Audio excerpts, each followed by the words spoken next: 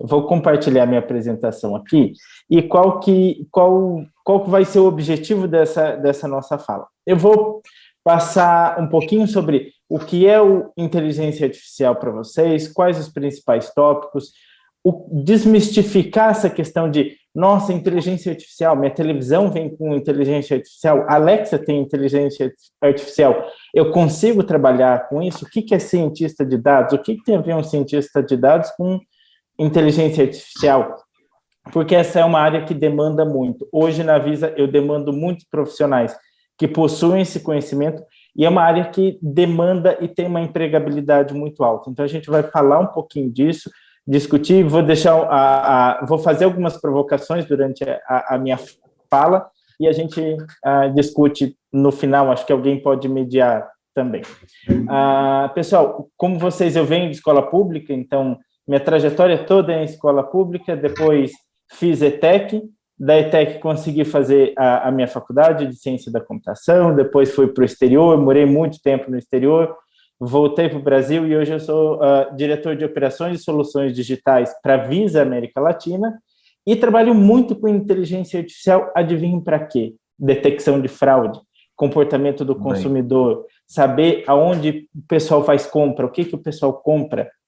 A gente aprova uma transação boa, nega uma transação fraudulenta. Então, esse universo todo transacional de inteligência artificial, vou falar um pouquinho para vocês.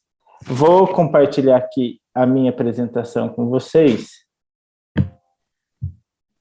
Conseguem ver? Conseguimos, Gui. Sim, todo mundo vendo, né? Então, pessoal, vamos nessa manhã gostosa, um pouquinho fria. Eu gosto pra caramba de frio, eu estava até falando com o pessoal que eu estou com o meu café aqui, gosto muito desse friozinho. Vamos falar um pouquinho sobre o que é inteligência artificial, quais as aplicações no dia a dia e o mercado de trabalho. Peraí, vamos lá. Então, eu começo com uma pergunta para vocês. Será que as nossas profissões atuais serão realizadas por robôs nas próximas décadas? Ou nos próximos anos? Quando será isso? Como será esses robôs tomando o mercado de trabalho ou entrando no mercado de trabalho?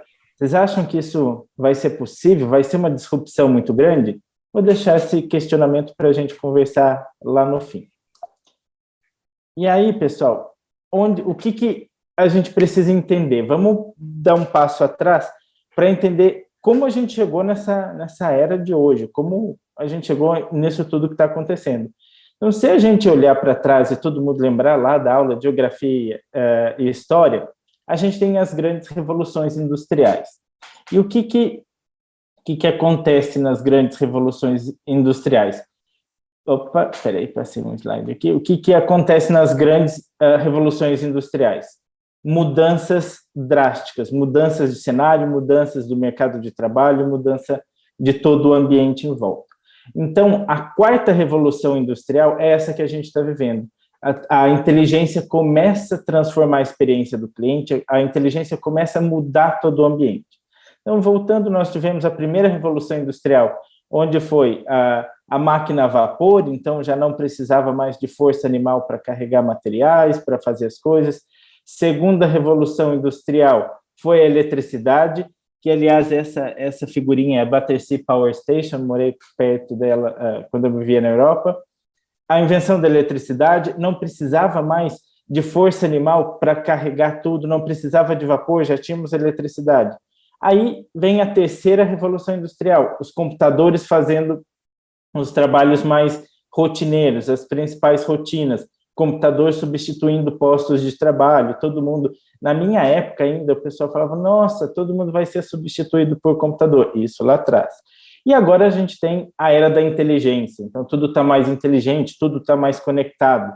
Temos o 5G vindo por aí, onde tudo é super conectado em tempo real. Então, nós estamos na revolução industrial da inteligência.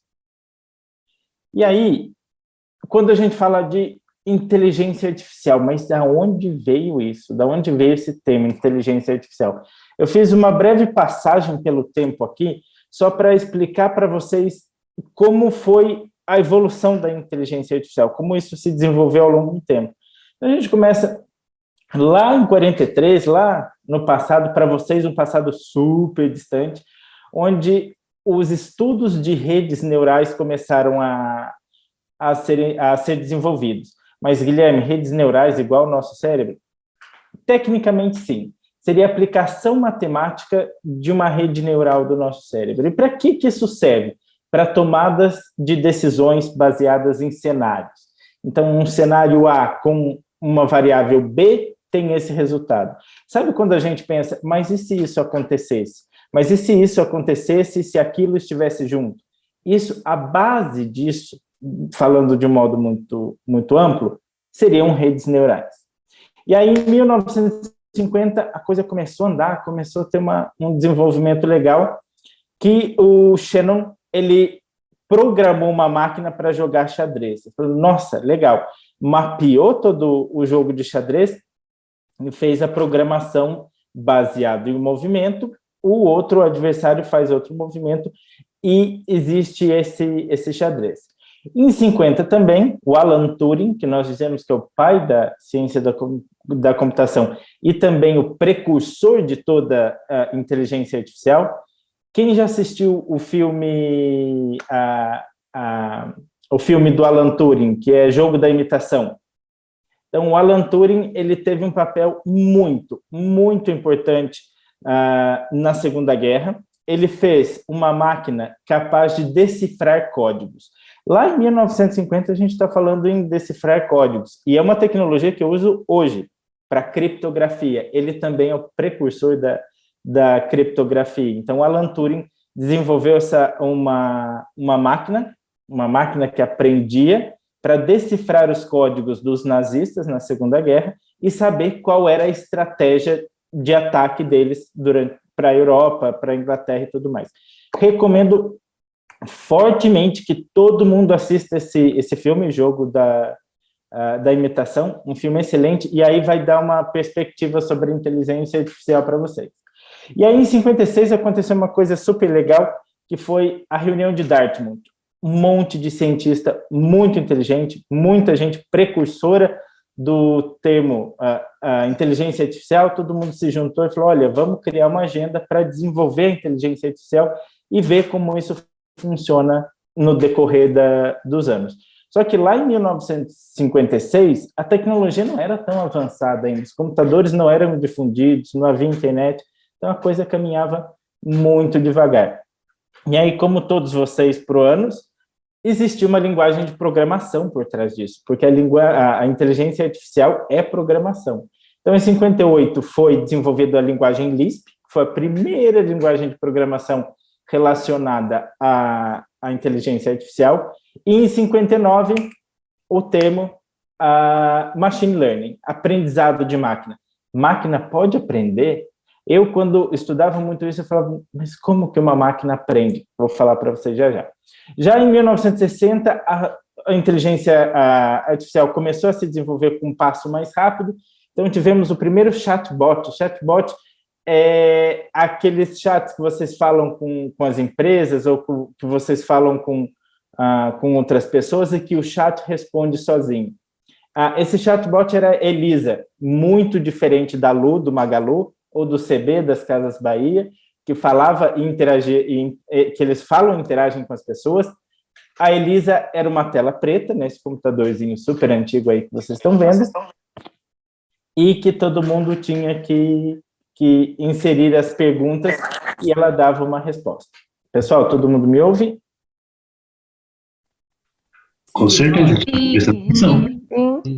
Tá, legal. Só para eu não falar sozinho aqui, ter certeza que tudo está funcionando. E aí, em 69 também, criaram o primeiro robô, um robô muito desengonçado, que não tinha muitos movimentos, mas ele era capaz de entender um pouquinho o ambiente e se direcionar entre objetos.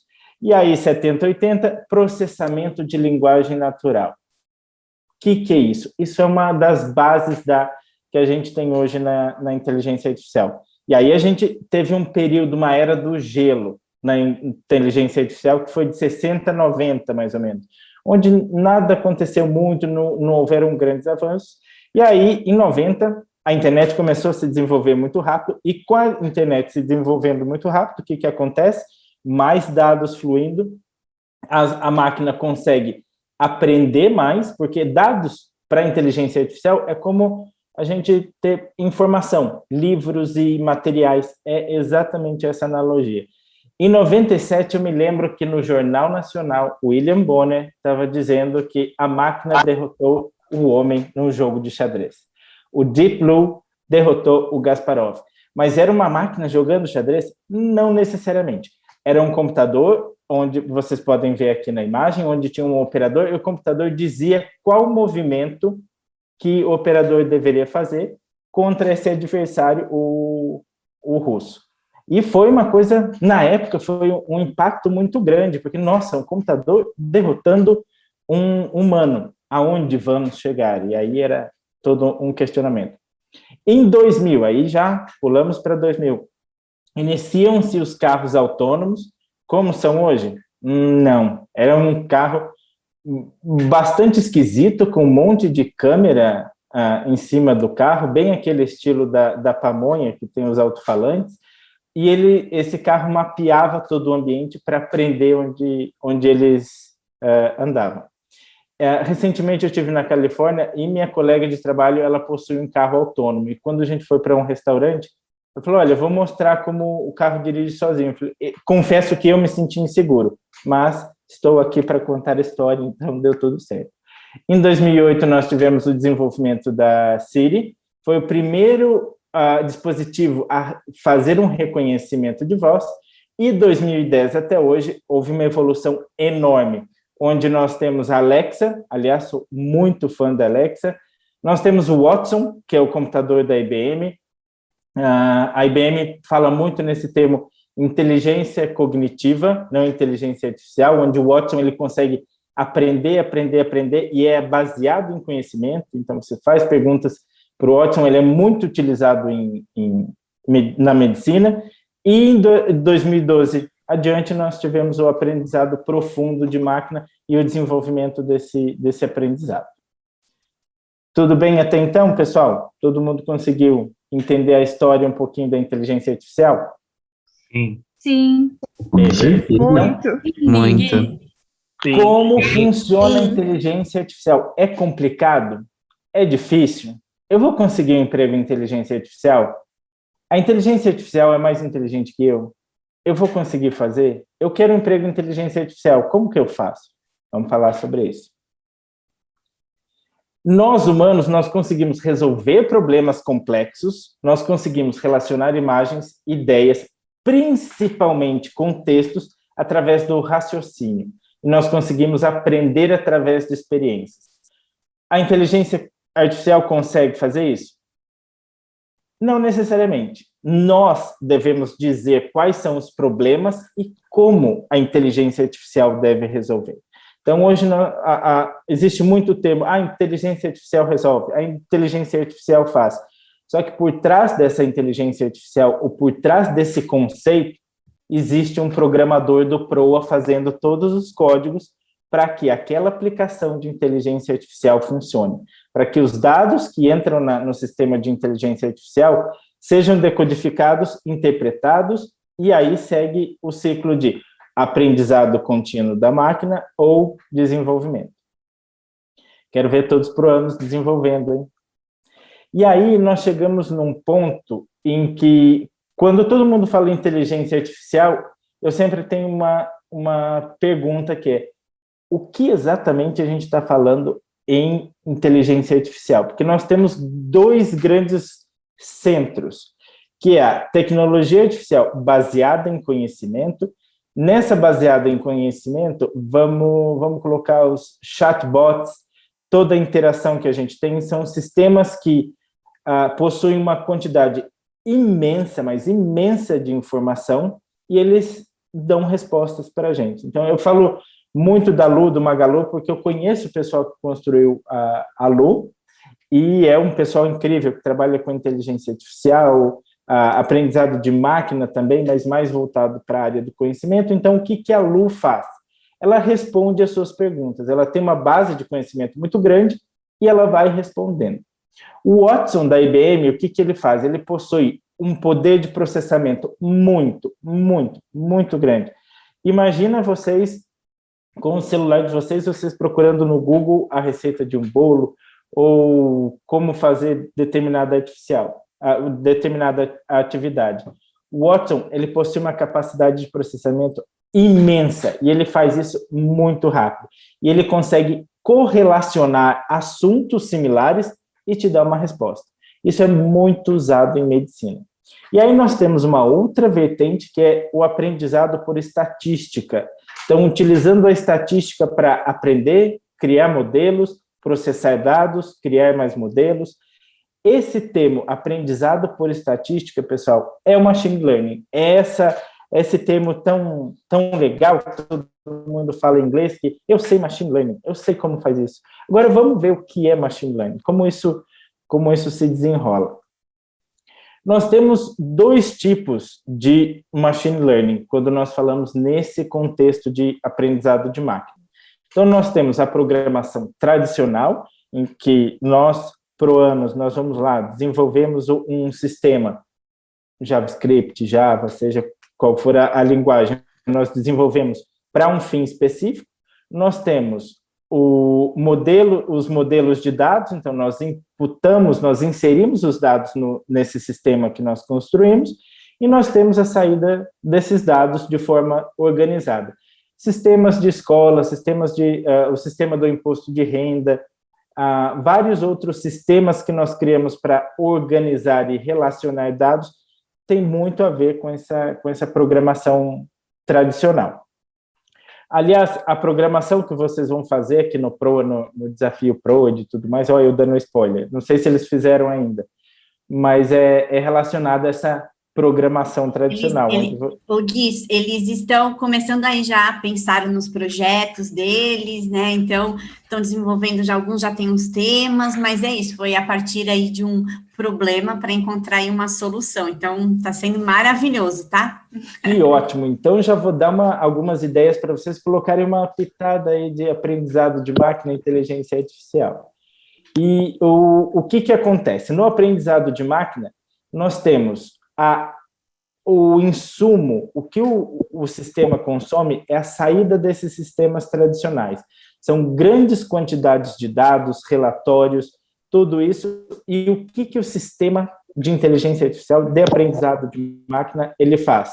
Ele faz modelos estatísticos, modelos de dados. Onde o Gui Afonso utiliza isso? Sistema antifraude da Visa.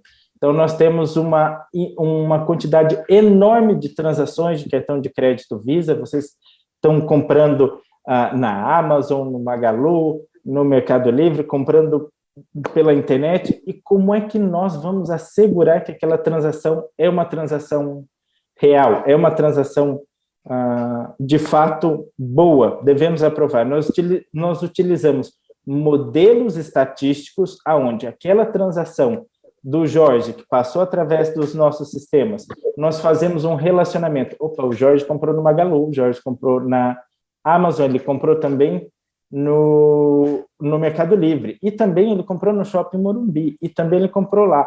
E nós começamos a linkar todas essas transações para ver se de fato é verdade.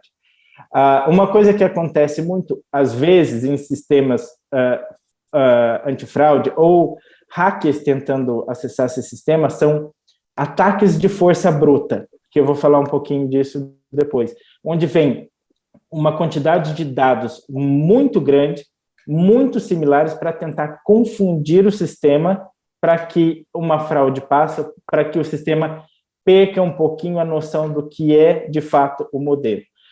Nós fazemos também regressão sistêmica com esse modelo de aprendizado de máquina. Na minha dissertação de mestrado, eu utilizei uma regressão. Então, quando a gente fala regressão, o que quer dizer a regressão? A regressão, eu estou olhando o passado. Então, na minha dissertação de mestrado, eu tinha um problema para resolver, que era relacionado à inovação, empresas que inovam, e fusões e aquisições, mas eu tinha uma quantidade de dados que eu precisava analisar no passado.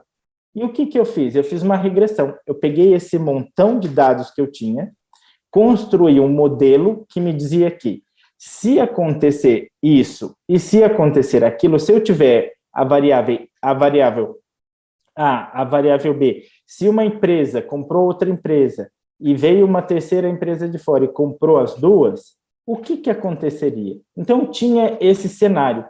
O que eu fiz? Montei um modelo de regressão, coloquei esses meus dados e eu vi no passado.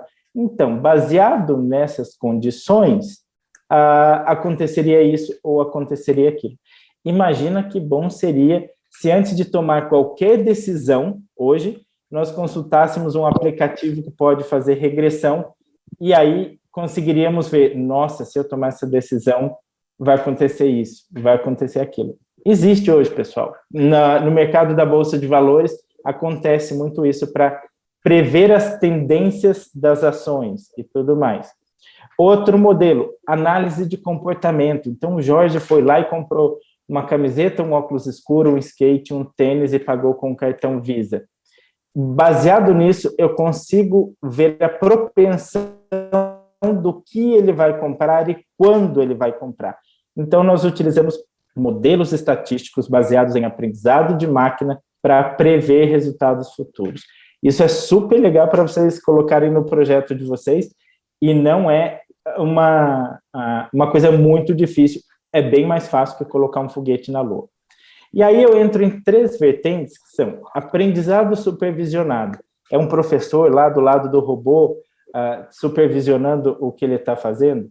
Não necessariamente, pessoal. O aprendizado supervisionado, ele está muito relacionado à classificação dos dados.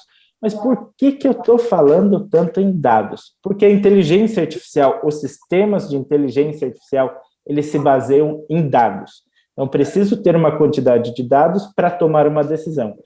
É igual como eu chegar para vocês e falar, vocês querem isso ou aquilo? Querem um sorvete de morango ou de chocolate? Você precisa rotular, você precisa saber quais são as opções e as informações para tomar uma decisão. Então, essa vertente do aprendizado de máquina supervisionado, ele está muito ligado a reconhecimento de imagem, regressão linear, que foi isso que eu expliquei para vocês, onde a gente olha um pouquinho o passado, e ele é amplamente utilizado no reconhecimento de imagens. Então, sabe quando vocês estão votando no Big Brother ou fazendo algum procedimento na internet que chega um captcha para vocês e coloca assim, olha, selecione faixa de pedestre, selecione bicicleta. Aquilo, o sistema já aprendeu o que é bicicleta, o que é barco, o que é maçã, e ele consegue categorizar as imagens e, a partir daí, seguir um padrão. Tem 2 assuntos muito, muito polêmicos em relação a aprendizado supervisionado. Um deles é no metrô de Londres, e até tem uma situação muito recente comigo, que o sistema supervisionado, o sistema de machine learning, de aprendizado de máquina supervisionado, ele foi ligado no metrô de Londres, não só de Londres, aqui no metrô, na estação Butantã, também foi ligado. E ele começou a reconhecer o rosto de todo mundo, para saber qual era a estatística de homens, de mulheres, quem utilizava o metrô, só que aí a gente chega num ponto que é a ética em relação à inteligência artificial. Eu não dei o meu consentimento para que captasse a minha imagem. A minha imagem, ela vai me definir como homem, como mulher? Qual o meu gênero? Isso sou eu que dito. Então, a gente chega em alguns dilemas éticos, especialmente nessa questão de aprendizado supervisionado. E essa experiência mais recente que eu tive que ir para Londres agora no final do ano passado, em meio à pandemia, tudo muito confuso, uma restrição super grande para entrar, e para entrar lá eu tive que preencher uma declaração dizendo que eu ficaria em quarentena e que eu dei o consentimento que a minha imagem fosse utilizada. O que aconteceu? Chegando no aeroporto, coloquei no passaporte, uma câmera fez uma foto, categorizou a minha imagem e eu fiz uma declaração que se eu saísse de casa nos próximos 15 dias, eu estava sujeito à multa. E o que aconteceu? Na frente da casa da minha família, lá tinha uma câmera de rua mesmo, quase em frente à porta de casa. Então, eu não poderia nem colocar o rosto para fora, e como eu dei o consentimento para a utilização da minha imagem, saberiam que eu estava quebrando a quarentena. Então, isso é uma das aplicações do aprendizado supervisionado. E aí a gente chega no... Oi. Desculpa te cortar, é só porque a gente tem mais uns 5 minutinhos, você acha que Tá, dá? eu tô acelerando aqui, acho que em 5 minutos a gente consegue concluir. Obrigada. Então, a gente tem um aprendizado não supervisionado. O que é isso, gente? A gente tem um montão de dados que a gente não rotulou, não sabe o que é, não categorizei o dado, a foto do Guilherme, eu não sei que ele é o Guilherme. Então, a gente tem um monte de foto de maçã, que eu não sei o que é maçã, e o nosso sistema, a nossa máquina, ela passa a rotular os dados e classificar. Isso eu utilizo amplamente no sistema antifraude da Visa. Então, eu começo a rotular transações. Isso é fraude, isso não é fraude, isso é uma transação boa, isso é um índice de uma transação boa. Então, nós rotulamos os dados no aprendizado não supervisionado. E aí nós temos o aprendizado por reforço. É um robô fazendo o reforço escolar? Não, pessoal. É por tentativa e erro. Então, uma aplicação muito comum disso são em jogos, um robô jogando, então ele vai jogando Mario, jogando qualquer outro jogo, ele começa a fazer e morre. Aí ele sabe, opa, morri. Tem que fazer o contrário do que eu fiz agora. E carros autônomos também. Os carros autônomos, eles fazem um aprendizado por reforço. Isso significa que, até um tempo atrás, nós não poderíamos colocar um carro autônomo na rua, porque ele ia aprender por erro, ele ia bater no muro, e, opa, bati no muro, não posso bater no muro. Então, por isso que é tão polêmico essa questão dos carros autônomos, porque ele aprende de acordo com o ambiente não está mapeado. Já imaginou um carro autônomo no trânsito de São Paulo, que tudo muda toda hora? Assim, o aprendizado por reforço não seria uma boa opção no trânsito de São Paulo. E aí, pessoal, depois eu vou mandar essa imagem para vocês, e aqui são as vertentes de onde a gente consegue utilizar a inteligência artificial. Então, se vocês conseguirem olhar nesse aprendizado supervisionado, eu tenho regressão e eu tenho classificação. Na classificação, eu tenho classificação de imagens, eu posso fazer retenção de clientes, diagnósticos. Pessoal, quem de vocês confiaria num diagnóstico médico dado por um robô? Confesso que eu confiaria, super. Porque ele consegue analisar diversas imagens num curto período de tempo, e imagens do mundo inteiro. Então, o diagnóstico, muitas vezes, é mais preciso. E aí nós temos uma outra vertente que eu não supervisionado, onde a gente tem descoberta de estrutura, Big Data, sistemas de recomendações. Sabe quando vocês assistem aquele filme que começa a recomendar uma outra série, um outro filme relacionado? É isso aqui, pessoal, sistema não supervisionado. E aprendizado por reforço, aquisição de novas habilidades para a máquina, decisões em tempo real e essa gama toda de aplicações do dia a dia. Esse quadro faço questão de mandar para vocês, que vocês vão poder relacionar com outros projetos de vocês e começar a colocar. E eu fico à disposição, pessoal, se vocês quiserem discutir, me mandar e-mail sobre o projeto que vocês estão fazendo aí no PROA. Se dá para colocar machine learning, como colocar, podem me consultar. Isso vai ser super legal. E aqui é uma outra imagem onde existe as divisões da inteligência artificial. Então, está em inglês, mas eu vou falar rapidinho para vocês. Então, nós temos o machine learning, que é um dos braços, isso que eu estou falando para vocês. Depois nós temos o processamento natural de linguagem, onde existem aplicativos que a gente fala, ele escreve, ou que a gente questiona, ele responde. Classificação, ou tradução simultânea. Com Obama aconteceu um fato muito interessante, utilizando uma aplicação de inteligência artificial, em que ele foi fazer um discurso para a Coreia do Sul, e o discurso dele saiu em coreano natural, a voz dele falando a língua local.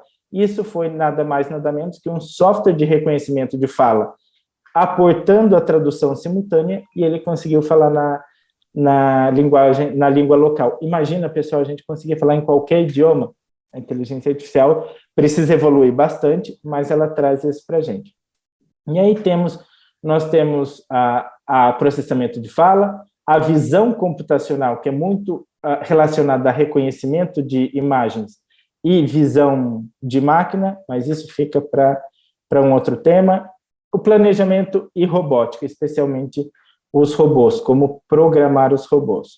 E aí, pessoal, tem um questionamento para vocês. Os algoritmos estão mudando a vida de vocês?